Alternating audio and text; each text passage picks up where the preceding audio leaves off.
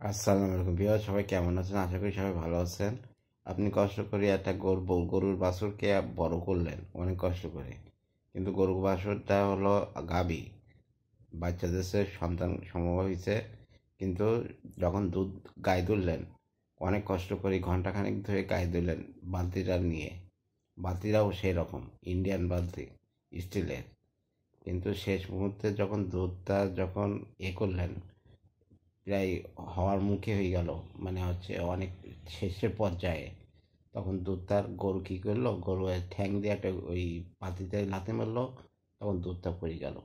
সামান্য একটা ভুলের কারণে 99% হয়ে গেছে একটা কাজ, 1% বাকি আছে। 1%-এর জন্য আপনি এমন একটা ভুল করলেন, সেটা হচ্ছে আপনার সারা জীবনের 99%-এর সব এই কাজের যে সেটা আপনার ব্যর্থ হয়ে যাবে।